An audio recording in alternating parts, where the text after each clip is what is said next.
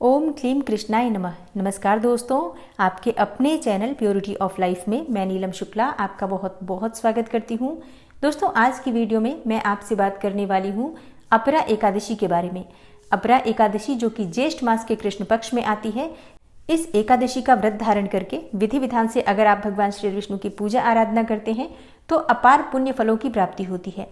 मन की कोई भी कामना हो पूर्ण होती है और जाने अनजाने में किए गए पाप कर्मों से मुक्ति मिलती है। आज के दिन भगवान श्री विष्णु की पूजा करने से और अपरा एकादशी का व्रत धारण करने से प्रेत योनि से मुक्ति मिल जाती है।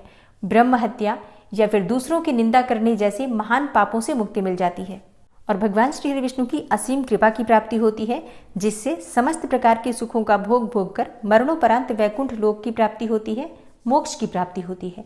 तो आज की वीडियो बहुत महत्वपूर्ण है। अपरा एकादशी व्रत के बारे में संपूर्ण जानकारी मैं आपको आज की वीडियो में शेयर करने वाली हूँ, जैसे कि अपरा एकादशी की तिथि कब प्रारंभ हो रही है, कब समाप्त हो रही है, व्रत आपको कब धारण करना है और पारण का यानी कि व्रत खोलने का शुभ मुहूर्त क्या है, अपरा एकादशी का महत्व क्या होता है, पूजा विधि क्या होती है, किन मंत्रों का आज के दिन जप करना चाहिए, अगर आप व्रत धारण करते हैं तो व्रत में क्या खाना चाहिए, क्या नहीं खाना चाहिए, तुलसी के पत्ते कब आपको तोड़ने चाहिए और किस दिन भूल से भी नहीं तोड़ने चाहिए। एकादशी के दिन भगवान श्री विष्णु की पूजा और तुलसी की पूजा की संपूर्ण विधि आपको आज की वीडियो में मैं शेयर करने वाली हूँ।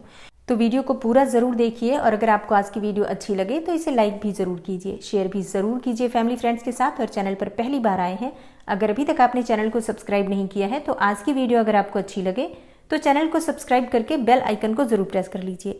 इससे ये होगा कि इस चैनल पर जो भी नई वीडियो अपलोड होंगी उनकी नोटिफिकेशन आपको सही समय पर प्राप्त होगी। बात करते हैं सबसे पहले कि एकादशी की तिथि कब प्रारंभ हो रही है, कब समाप्त हो रही है और व्रत आप कब धारण करेंगे।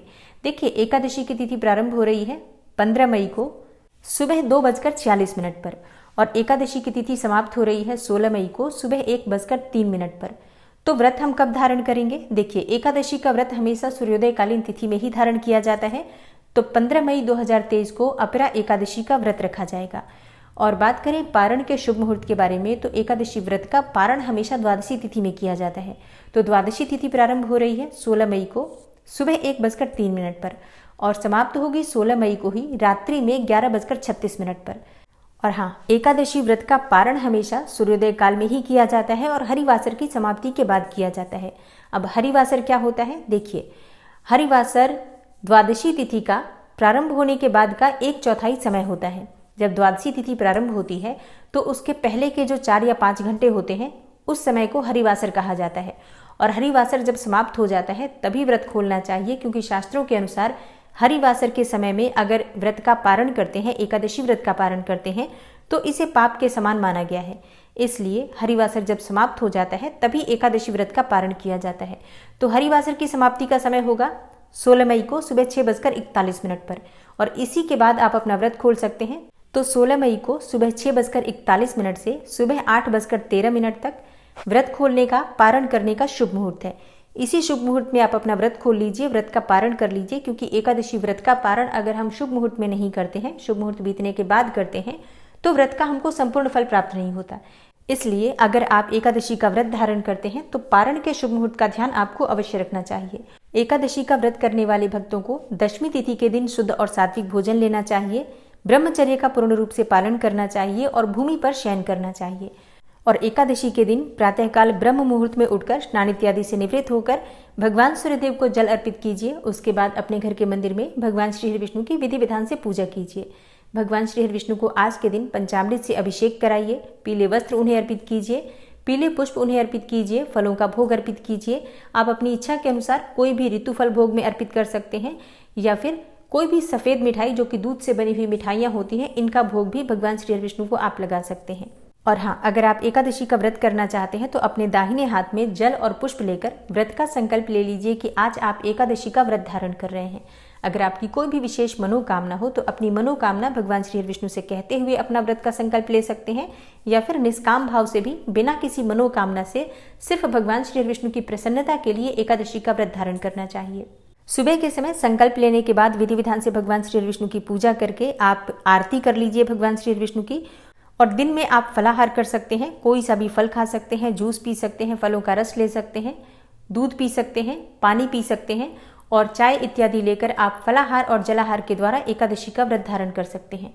और शाम के समय फिर से भगवान श्री विष्णु के सामने शुद्ध घी का दीपक जलाकर और मंत्रों का जप करना चाहिए। देखिए, एकादशी की रात्रि में अगर आप शुद्ध घी का अखंड दीपक प्रज्वलित करके और रात्रि जागरण करते हैं, मतलब रात में आप भगवान श्री विष्णु के नाम का स्मरण करते हैं, मंत्रों का जप करते हैं, भजन कीर्तन करते हुए रात्रि जागरण करते हैं, भगवत गीता का पाठ आप रात्रि में चाहे तो कर सकते हैं, या फिर विष्णु सहस्त्र नाम का पाठ कर सकते हैं। कर्ज में फंसे हुए हो, धन का अभाव हो, तो आप चाहे तो गजेंद्र मोक्ष का पाठ कर सकते हैं। मतलब अपनी इच्छा के अनुसार किसी भी मंत्र का जप करते हुए रात्रि जागरण करने से व्रत का संपूर्ण फल भी प्राप्त होता है और मनोकामना चाहे आपकी कोई भी हो, भगवान श्री विष्णु की कृपा से वो पूर्ण होती है। अगले दिन यानी कि द्वादशी तिथि में इस व्रत का पारण किया जाता है। तो द्वादशी तिथि के दिन प्रातःकाल जल्दी उठ जाइए और स्नान इत्यादि से निवृत्त होकर भगवान सूर्यदेव को जल अर्पित करके उसके बाद विधि विधान से भगवान श्री विष्णु की पूजा जैसे आपने एकादशी के दिन की थी, उसी प्रकार से द्वादशी तिथि के दिन भी भगवान श्री विष्णु की पूजा आराधना कीजिए। उसके बाद शुद्ध और सात्विक भोजन बनाकर पहले भगवान को भोग अर्पित कीजिए। उसके बाद किसी ब्राह्मण को घर बुलाकर भोजन करा सकते हैं, या फिर ब्राह्मण के निमित्त भोजन की कच्ची सामग्री दान स्वरूप निकाल सकते हैं। और फिर शुभ मुहूर्त में आप स्वयं भी अपना व्रत खोल सकते हैं, व्रत का पारण कर सकते हैं। तो इस प्रकार से दशमी से द्वादशी तक के नियम होते हैं जिनका पालन प्रत्येक व्रत करने वाले को जरूर करना चाहिए, तभी हमें एकादशी व्रत का संपूर्ण फल प्राप्त होता है। और हाँ, एकादशी के दिन तुलसी के पत्ते नहीं तोड़ने चाहिए, क्योंकि तुलसी माता आज के दिन निर्जला व्रत धारण करती हैं, इसलिए तुलसी में जल भी आज के दिन नहीं अर्पित किया जाता है। तो शाम के समय दीपक जरूर प्रज्वलित कीजिए तुलसी में, लेकिन तुलसी के पत्ते मत तोड़िए, तुलसी में जल मत अर्पित कीजिए। और आज के दिन भगवान श्री विष्णु को तुलसी के पत्ते भोग में जरूर अर्पित कीजिए। और अगर आप आर्थिक रूप से बहुत अधिक परेशान हैं, कर्ज से घिरे हैं, समस्याओं से निकल नहीं पा रहे हैं, आर्थिक समस्याओं से मुक्ति नहीं मिल रही है आपको, तो आज के दिन विधि विधान से भगवान श्री हरिविष्णु और माँ लक्ष्मी की पूजा आराधना कीजिए। संयुक्त रूप से श्री हरिविष्णु और माँ लक्ष्मी की पूजा करने से आर्थिक तंगी दूर होती है, संतान प्राप्ति की कामना पूर्ण होती है, नौकरी में व्यापार में तरक्की होती है। इसके अलावा विवाह की मनोकामना हो या फिर अपार धन संपदा की कामना हो, मतलब किसी भी प्रकार की मनोकामना हो, एकादशी के दिन लक्ष्मी नारायण की पूजा करने से वो पूर्ण हो जाती है। तो विधि विधान से भगवान श्री विष्णु की पूजा आराधना करने के बाद वहीं बैठकर विष्णु सहस्त्र नाम का पाठ कीजिए। उसके बाद श्री सूक्त का पाठ कीजिए। विष्णु सहस्त्र नाम का पाठ करने से पहले एक बार श्री सूक्त का पाठ कर लीजिए और समाप्त करने के बाद भी एक बार श्री सूक्त का पाठ कर लीजिए। इस प्रकार से विष्णु सहस्त्र नाम को श्री सूक्त से संपुटित करके अगर आप एकादशी के दिन करते हैं या फिर प्रतिदिन करते हैं तो कभी भी आपके जीवन में आर्थिक तंगी नहीं हो सकती है। और हाँ, कोई भी मनोकामना हो इस उपाय से पूर्ण हो जाती है, क्योंकि विष्णु भगवान और माँ लक्ष्मी की कृपा जब प्राप्त हो जाती है तो इस धराधाम पर कोई भी ऐसी मनोकामना नहीं जो पूर्ण न हो जाए। तो विधि विधान से आज के दिन पूजा करते समय इन मंत्रों का जप कीजिए, विष्णु सहस्त्र नाम और श्री सूक्त का पाठ कीजिए। तो उम्मीद करती हूँ आज की वीडियो आपके लिए अवश्य उपयोगी होगी। आने वाली वीडियो में अपरा एकादशी व्रत की कथा, प्रदोष व्रत के बारे में भी संपूर्ण जानकारी आपको मिलने वाली है, तो चैनल से जुड़े रहिए। मिलती हूँ मैं आपसे अगली वीडियो में, तब तक के लिए नमस्कार।